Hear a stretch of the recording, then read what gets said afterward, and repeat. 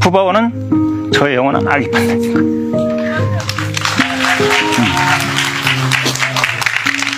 이런 분위기 제가 원치 않았어요. 이런 분위기 안 되려고 연습을 많이 했는데, 연습할 때는 안 그랬는데.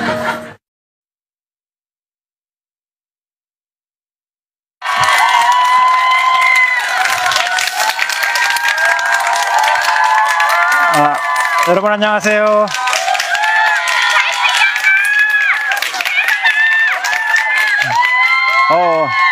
알고 있어요. 자, 시작할까요? 여러분 안녕하세요. 만나 뵙게 돼서 정말 반갑습니다. 저는 용인의 조그만 동물원에서 사육사로 36년째 근무하고 있는 강철원이라고 합니다. 네.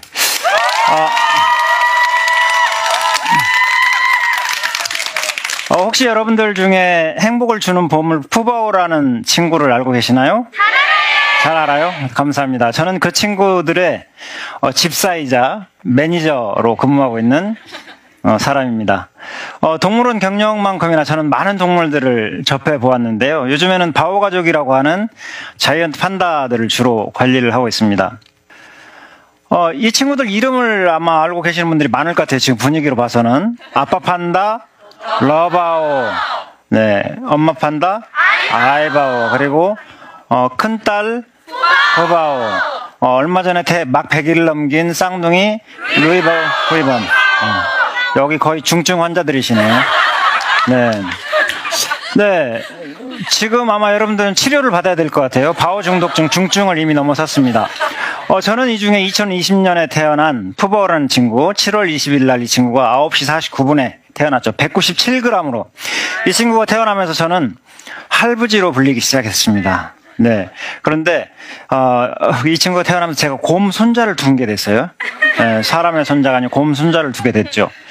푸바오가 태어나던 순간 저는 그날을 사육사로서 최고의 순간 중에 하나로 꼽습니다. 그 어렵다는 자연교미에 성공을 하고 122일 동안의 임신 기간을 거쳐서 2시간의 진통을 겪고 양수가 딱 터지면서 푸바오가 딱 나오는 순간을 지켜봤는데 정말 그 우렁찬 아기 판다의 소리를 들었을 때 제 가슴이 터져 나가는 것 같은 그런 감격을 맛보았습니다. 그 감격의 순간 한번 영상을 한번 보실까요? 네, 지금 아이바오가 분만실에 있는 모습이죠. 위쪽에 워토우, 당근 뭐 이런 것들이 있는데 전혀 먹을 생각을 못합니다. 저건 아파서 먹는 거예요. 진통을 참으려고. 근데 역시 식욕이 땡긴 건 아니고요. 지금 진통이 한참 진행 중입니다. 많은 분들이 물어보세요. 판다가 그렇게 작은 아이를 낳는데 아픈가요? 당연하죠. 네, 똑같은 고통을 굉장히 고통스러워하죠. 어디라도 가보겠다고 지금.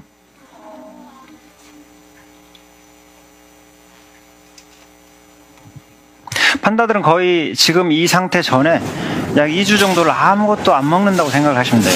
전혀 먹지 않고 분만을 준비를 합니다. 펜스를 잡는 부분도 진통을 참고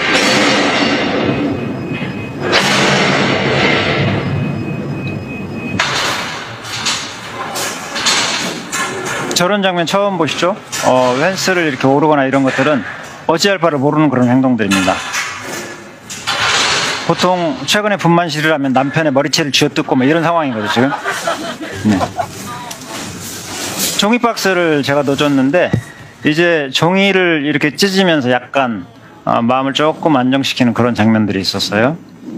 그리고 이제 아기가 태어날 시간이 다 되어서 저걸 다 청소를 해주죠.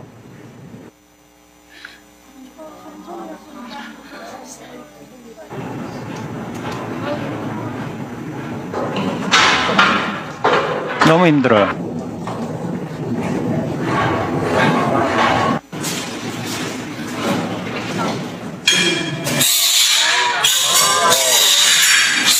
굉장히 소리가 우렁차죠?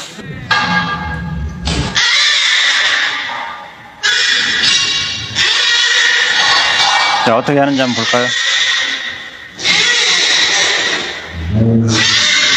자, 입으로 불다가 일단 양수 때문에 미끄러워서 한번 놓치고요.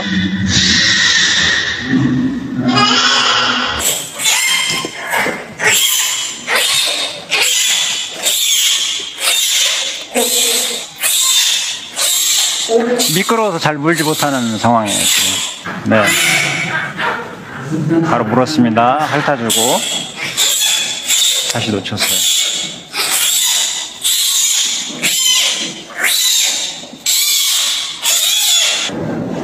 네, 안 왔습니다. 박수 한번 주세요. 아이바오는 처음 아기를 낳아본 거죠, 당연히. 그런데도 아주 침착하게 아기를 잘 돌봤고요. 이 작고 가녀린 아이는 저에게 아주 가슴을 터져버리게 만들었습니다. 얼마나 제가 행복했는지 몰라요. 그리고 그때나 지금이나 저는 아주 피곤하고 지쳐 있습니다. 입술 터진 거 보이시죠? 네, 지쳐 있습니다. 그런데 행복에 푹 빠져서 살고 있어요. 자, 그 행복감을 느끼는 비법이 뭘까요? 그렇게 힘들고 피곤한데도 행복감을 느끼는 비법이 있습니다. 저는 오늘 여러분들과 그 비법에 대해서 이야기를 좀 나눠볼까 합니다. 괜찮으시겠죠? 네. 좋습니다. 2016년에 3월 3일 날 아이바오랑 러바오가 저를 따라서 왔죠. 아이바오는 3살 때, 러바오는 4살 때 저를 따라서 한국으로 왔습니다. 그리고 점점 성장을 하면서 2018년이 돼서 아이바오가 번식 행동들이 나타나기 시작했어요. 번식 행동들이 나타났지만 그때는 아이바오가 약간 어리다는 생각을 일단 했었고요. 주변 사람들은 그때부터 기대를 많이 했습니다.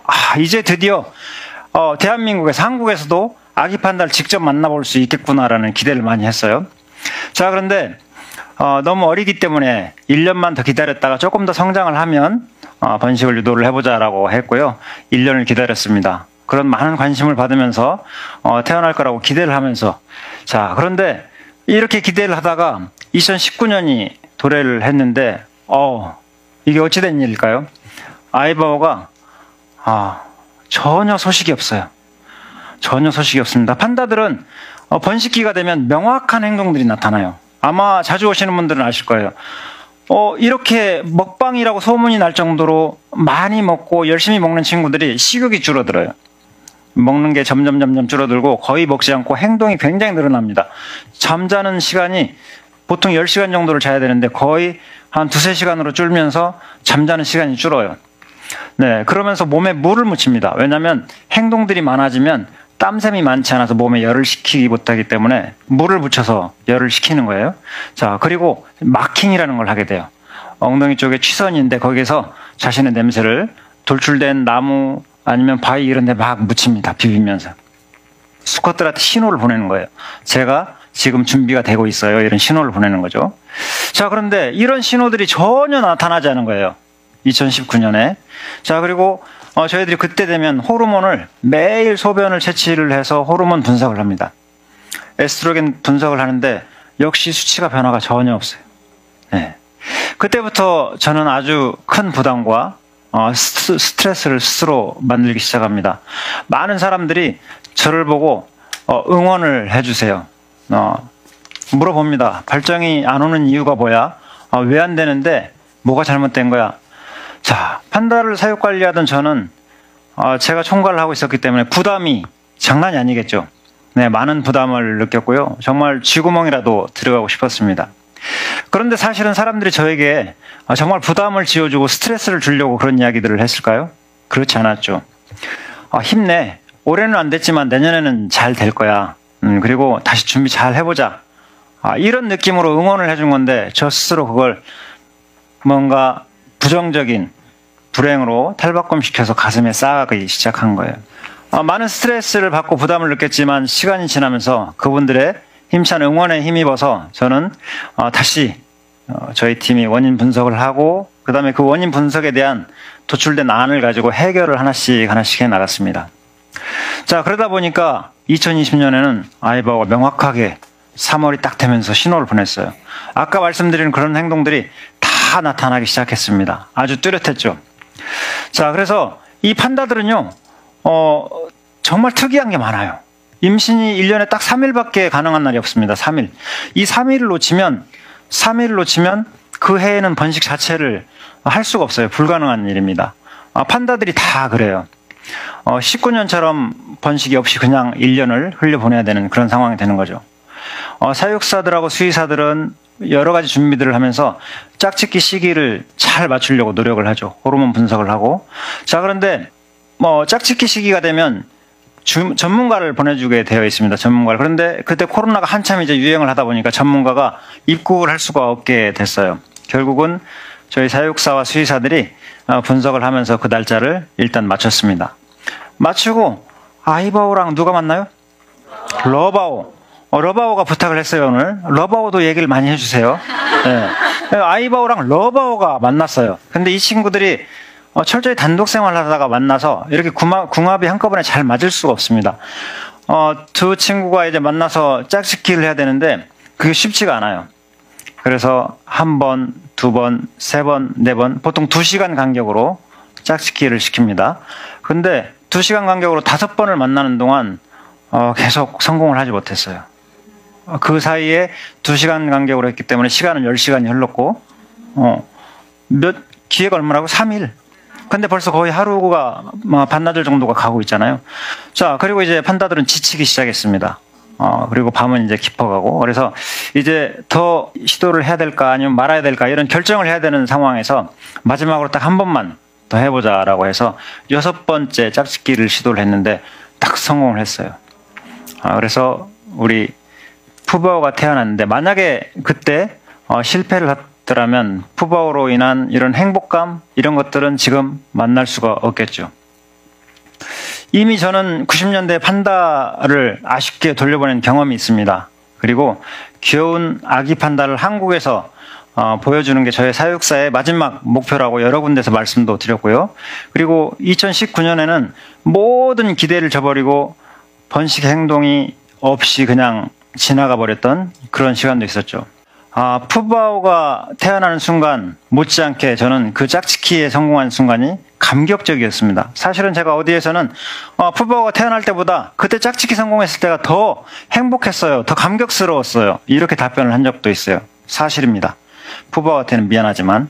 네, 어쨌든 그런 감격적인 순간이었고요.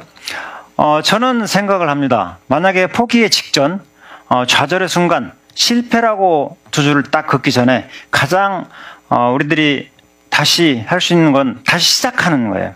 포기하지 않고 그 순간에도 다시 시작할 수 있는 그런 힘을 내는 것이 성공으로 가는 가장 큰 열쇠 중에 하나라고 생각을 합니다. 그러면 아마 여러분들이 시도하고 원하고자 하는 목표 이런 것들은 저는 대부분 이루어질 거라고 생각을 했어요. 만약에 그때 제가 포기했더라면 지금 푸바오의 행복을 찾아볼 수 없었겠죠. 저는 동물원에 입사해서 36년을 사육사로 일을 하고 있습니다. 동물들과 추억을 많이 쌓았죠. 특히 기억 속에 남는 동물들이 여럿이 있어요. 자, 첫 번째 사진은 굉장히 젊어 보이죠? 제가, 네, 머리숱이 굉장히 풍성했어요.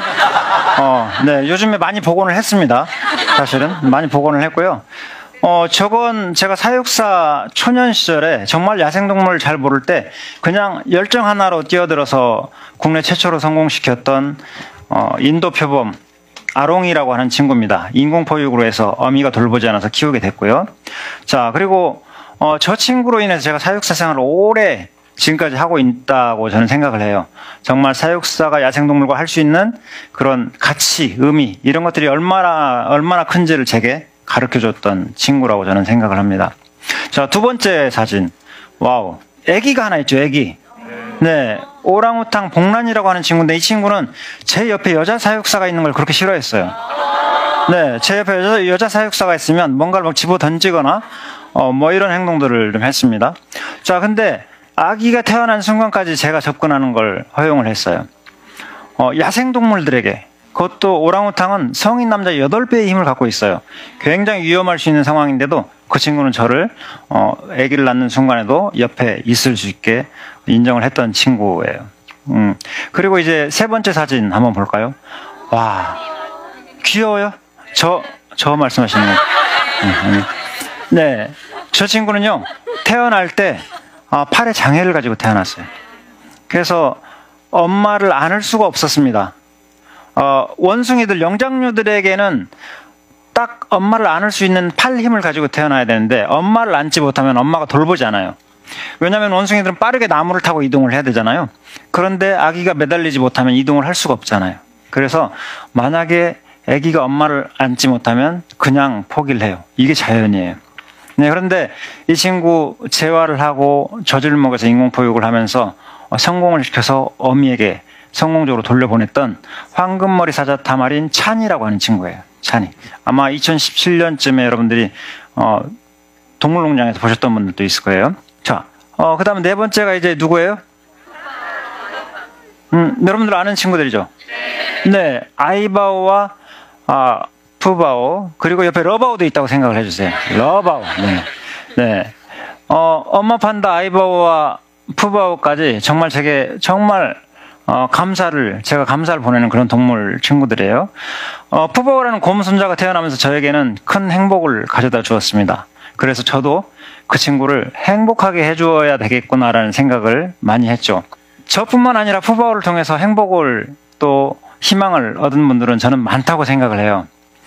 공황장애를 딛고 일어나서 어떤 새로운 삶을 찾고, 또 어떤 분들은 불면증으로 한 5년 정도를 정말 힘들어하다가 지금은 치료를 다 해서 푸바오와 함께 아주 편하게 잘 수 있다라고 하시는 분들도 있습니다. 어떤 분들은 수험생인데 정말 공부가 하기 싫었어요. 죽고 싶었어요. 근데 푸바오를 만나면서 공부를 열심히 다시 할 수 있는 힘을 얻었어요 라고 하시는 분들도 있습니다. 그리고 또 어떤 분은 정말 수전증이 심해서 자기가 사진을 못 찍는데 사진을 막 보여주세요. 너무 잘 찍은 예쁜 사진을. 근데 자기가 푸바오를 찍을 때만 손이 안 떨린대요. 믿어지세요? 믿으세요. 네, 그렇습니다. 그래서 이처럼 푸바오라는 친구는 자기의 이름처럼 많은 사람들에게 행복을 주는 보물인 것이 분명합니다. 그 외에도 이제 기억에 남는 동물들은 굉장히 많이 있습니다. 이런 동물들을 키우면서 저는 많이 배우고 위로받는 저 자신을 발견하곤 합니다. 동물들이 장애를 딛고 일어나는 순간 저도 힘을 얻고 행복해합니다. 자, 푸바오를 키워내는 아이바오를 보면서 많은 것을 보고 배우고 느끼고 있습니다. 동물들은 제가 그렇게 마음을 주고 정성을 쏟는 것보다 훨씬 더 저에게 큰 행복을 주죠. 자, 그리고 동물들과 추억을 많이 가지고 있는데 그 추억들은 아마 제가 호흡이 남아있는 마지막 순간까지 저의 인생에 아마 한 부분을 행복으로 늘 채워줄 거라고 저는 생각을 합니다. 그래서 저는 동물 친구들이 생을 마감하거나 아니면 제가 이별을 해야 될 때가 오면 사육사들이 가장 후회를 하는 것 중에 하나가 다는 아니고요.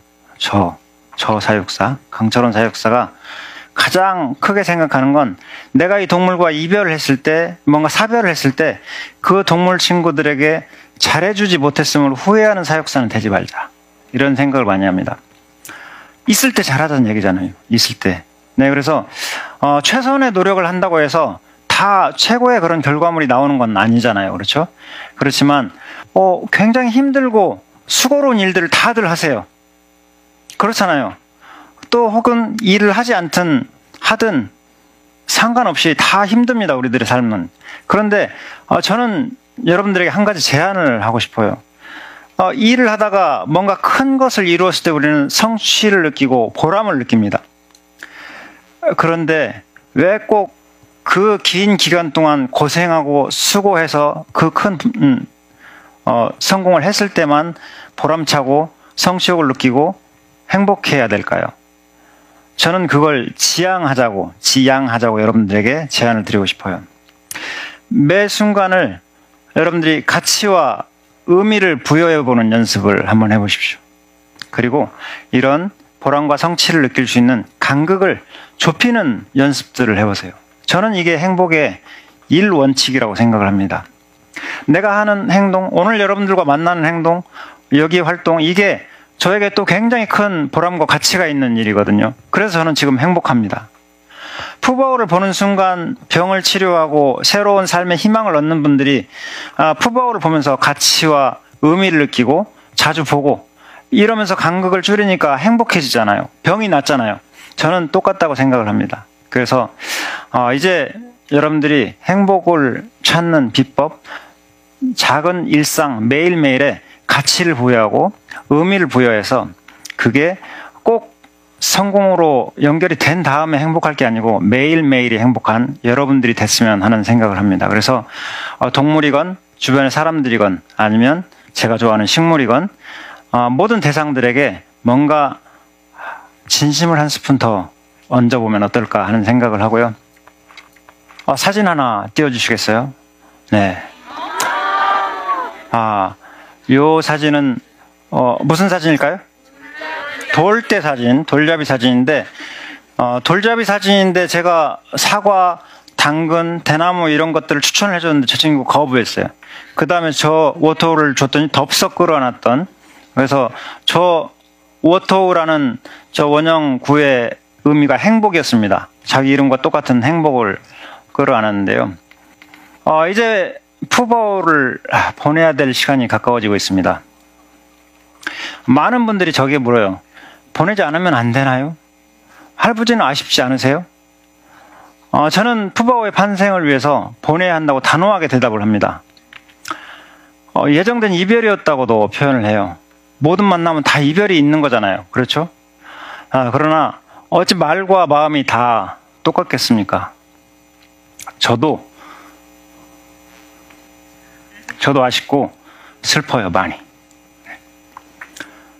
그런데 사육사로서 푸바오의 행복을 지켜주는 올바른 선택이 무엇인가를 저는 생각하고 굳게 믿습니다.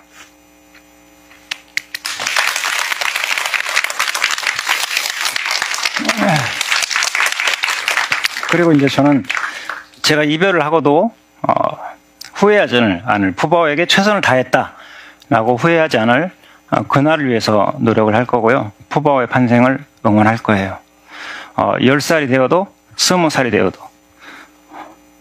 푸바오는 저의 영원한 아기 판다니까.